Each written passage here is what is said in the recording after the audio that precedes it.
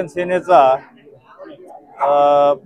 पक्षप्रवेशाचा कार्यक्रम परभणीच्या कार्यकर्त्याच्या मागणीवरून आणि जिल्ह्यातील सर्वांच्या मागणीवरून बरेच कार्यकर्ते प्रवेश करण्यासाठी इच्छुक होते, त्याच्यामुळे इथं सावली रेस्ट हाऊसला ठेवला होता। या माध्यमातून आमचे महाराष्ट्राचे युवा अध्यक्ष किरणजी घोंगडे, राजकुमारजी सूर्यवंशी आणि इतर सर्व काही पदाधिकारी यांच्या सोबत आम्ही पक्षप्रवेश करून घेतलेला आहे। रिपब्लिकन सेनेची एकनाथ शिंदे साहेबांसोबत युती असल्यामुळे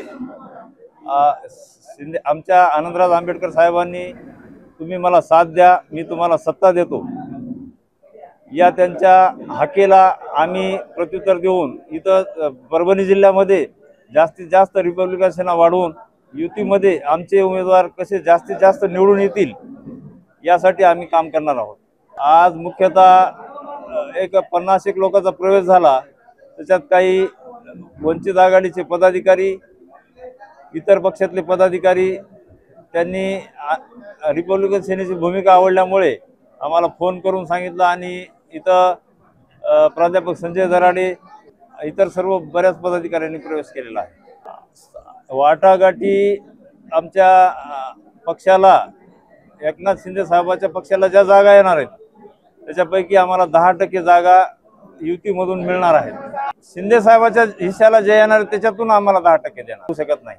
परभणी शहरातील सावली विश्रामगृहामध्ये रिपब्लिकन सेनेची अतिशय महत्त्वपूर्ण बैठक या ठिकाणी संपन्न झाली।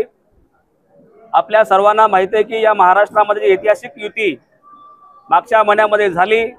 शिवसेना आणि रिपब्लिकन सेनेची जी शिवशक्ती भीमशक्ती निर्माण झाली आणि त्यानंतर महाराष्ट्रामध्ये मोठ्या प्रमाणामध्ये कार्यकर्ते प्रवेश घेऊ लागलेले आहेत आणि त्याचाच एक भाग म्हणून आज परभणीचे जिल्हाध्यक्ष इंजिनियर सुरेश फड यांच्या अध्यक्षतेखाली आज या ठिकाणी शेकडो युवकांनी रिपब्लिकन सेनेमध्ये प्रवेश घेतलेला आहे आणि जे भविष्यामध्ये आंबेडकरी चळवळीतला कार्यकर्ता हा सत्तेमध्ये गेला पाहिजे, आंध्रा साहेबांचं स्वप्न पूर्ण करण्यासाठी परभणी जिल्ह्यातील कार्यकर्ते अतिशय ताकदीने या ठिकाणी कामाला लागलेले आहेत आणि मला ठाम विश्वास आहे येणाऱ्या काळामधल्या ज्या स्थानिक निवडणुका आहेत या स्थानिक निवडणुकांमध्ये आंबेडकरी कार्यकर्ता सत्तेत गेल्याशिवाय राहणार नाही असा मला या ठिकाणी विश्वास वाटतो।